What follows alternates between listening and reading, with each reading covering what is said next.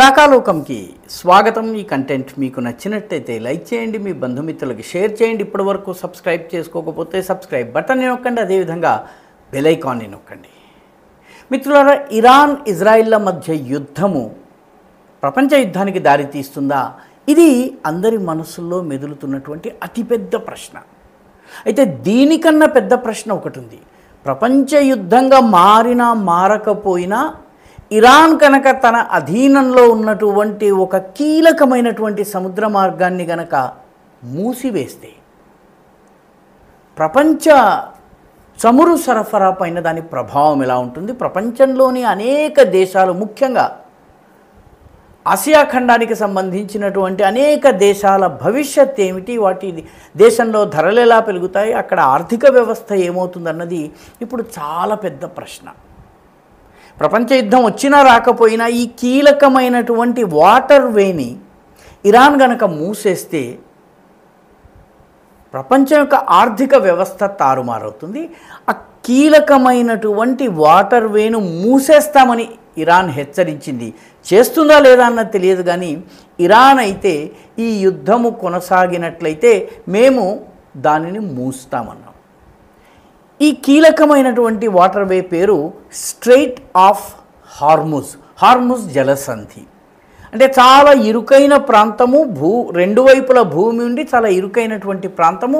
శ్రీలంకకి భారత్కి మధ్య పాక్ స్ట్రెయిట్ ఉంది. ఆ రకంగానే ఇండోనేషియాలో ఉన్నటువంటి వివిధ ద్వీపాల మధ్య సుండా, లుంబోక్, అదేవిధంగా మలక్కా జలసంధులు ఉన్నాయి.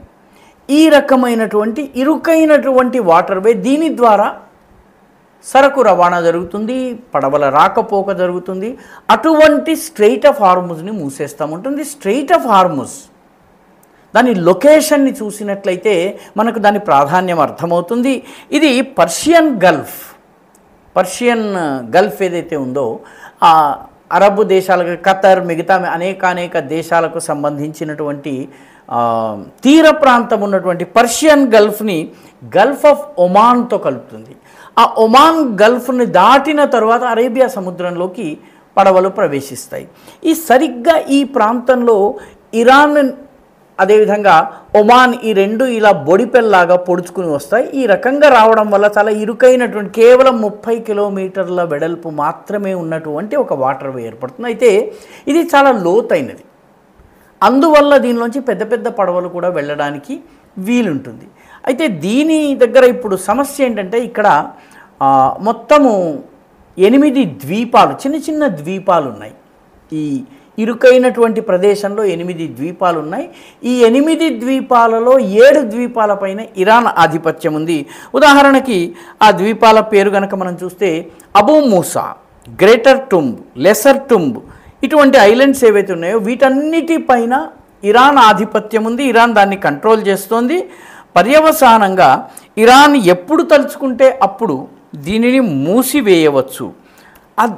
దీనివల్ల మొత్తము ప్రపంచం యొక్క ఇరాన్ 1970 నుంచే ఆ ప్రాంతంలో తన సైన్యాన్ని, ఈ ద్వీపాలన్నింటిలో కూడా ఇరానియన్ సైన్యము మోహరించి ఉంటుంది. ఎప్పుడు కావాలంటే అప్పుడు వాళ్ళు స్ట్రెయిట్స్ ఆఫ్ హార్ముజ్ని మూసివేయడానికి వీలుంది. కాబట్టి ఈ రకమైనటువంటి ప్రయత్నం ఇరాన్ చేస్తుంది. దీనికి తోడు ఇరాన్ తాను ప్రభావితం కాదు. ఇరాన్కి చెందినటువంటి తీర ప్రాంతం ఉన్నప్పటికీ కూడా ఈ ప్రాంతం ప్రభావితం కాకుండా ఇరాన్ ఈ గల్ఫ్ ఆఫ్ ఒమన్ దాటిన తర్వాత చబహార్ కావచ్చు, అదేవిధంగా బుషేర్ కావచ్చును, బందర్ అబ్బాస్ కావచ్చును, 3 ఓడరేవుల్ని ఏర్పాటు చేసింది. కాబట్టి తాను దిగ్బంధనం చేసి మిగతా దేశాలను ఇబ్బంది పెట్టినా తన రవాణా ప్రభావితం కాకుండా ఉంటుంది. చబహార్ ద్వారా, మిగతా వాటి ద్వారా ఇరాన్ చేయవలసినటువంటి సరకు రవాణా కానీ, ఎగుమతులు కానీ, నౌకాయానం కానీ నిరాఘాటంగా సాగుతుంది. మిగతా దేశాలు, అరబ్ దేశాలన్నీ కూడా ప్రభావితం అవుతాయి. అందుకనే ఈ ప్రాంతంలో తన ప్రయోజనాల్ని రక్షించుకునేందుకు బహ్రెయిన్లో మనామా అనే ప్లేస్ ఉంది. అక్కడ అమెరికా తన 5th నేవల్ ఫ్లీట్ని మోహరించి ఉంటుంది. అంటే దీని ప్రాధాన్యాన్ని అమెరికా కూడా గుర్తించింది. ఒక రకంగా చూసినట్టయితే Oman, Kuwait, Iraq, Saudi Arabia, Qatar, United Arab Emirates, Bahrain, ఈ దేశాలన్నిటి నౌకాయానం కానీ, వాటికి సంబంధించినటువంటి ఎగుమతులు కానీ, చమురు ఎగుమతులు కానీ, ఇవన్నీ ఇరాన్ గనక స్ట్రెయిట్ ఆఫ్ హార్ముజ్ని దిగ్బంధనం చేసినట్లయితే ఆగిపోతుంది. ముఖ్యంగా ఇక్కడ ఉన్నటువంటి ఈ ప్రాంతాన్ని ఆపినట్లయితే వీటికంతా కూడాను ఇబ్బంది ఏర్పాటవుతుంది.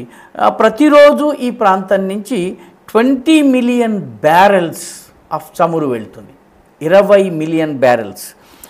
అదేవిధంగా ప్రపంచం మొత్తం మీద నుంచి వెళ్ళేటటువంటి ఆయిల్ షిప్మెంట్స్లో 1/5 వంతు ప్రపంచంలోని మొత్తము ఎల్ఎన్జి లిక్విడ్ గ్యాస్ ఏదైతే ఉందో అది 1/3 ఈ స్ట్రెయిట్ ఆఫ్ హార్ముజ్ ద్వారా వెళ్తుంది. దీంతో పాటు చైనా ప్రధానంగా ప్రభావితమవుతుంది, భారతదేశం కూడా గణనీయంగా ప్రభావితమవుతుంది. అదేవిధంగా ఏషియాటిక్ దేశాలు, ఏషియాకి సంబంధించిన అనేక దేశాలు ప్రభావితమవుతాయి. గణాంకాలను బట్టి చూస్తే భారతదేశానికి రావాల్సినటువంటి 70% ఆయిల్ స్ట్రెయిట్స్ ఆఫ్ హార్ముజ్ నుంచి వస్తుంది. 40% ఆఫ్ ఎల్ఎన్జి దీని ద్వారా వస్తుంది. కాబట్టి వీటి ధరలు పెరిగే అవకాశం ఉంది, ప్రపంచవ్యాప్తంగా సంక్షోభం వచ్చే అవకాశం ఉంది. ఇరాన్ ఇది చేయగలుగుతుందా?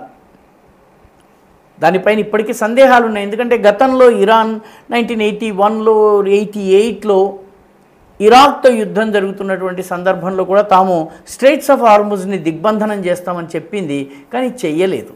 అయితే ఈసారి చేసే అవకాశం ఉందా? ఎందుకంటే ఇజ్రాయెల్ నుంచి పడుతున్నటువంటి బాంబులు కానీ, జరుగుతున్నటువంటి విధ్వంసం కానీ, ఇజ్రాయెల్ పైన ఇరాన్ చేస్తున్నటువంటి దాడి, దానికి ప్రతి దాడులు, అదేవిధంగా రానున్న రోజుల్లో అమెరికా గనక ప్రత్యక్షంగా ఈ యుద్ధంలో దిగిన, ఇప్పటికీ అనేక అరబ్ దేశాలు పరోక్షంగా ఇజ్రాయెల్కి సహకరిస్తున్నాయి.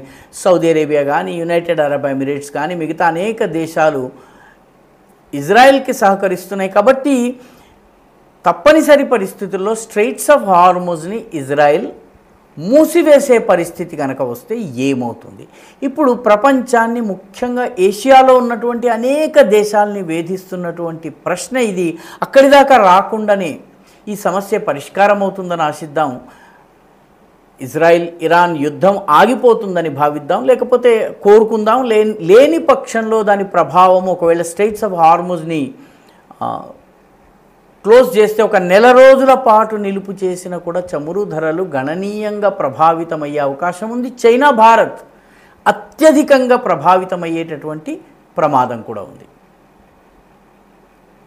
ఈ వీడియో మీకు నచ్చినట్టయితే లైక్ చేయండి, షేర్ చేయండి, ఈ ఛానల్కు సబ్స్క్రైబ్ చేయండి. మీ అభిప్రాయాన్ని కమెంట్ల రూపంలో తప్పనిసరిగా పంపించండి.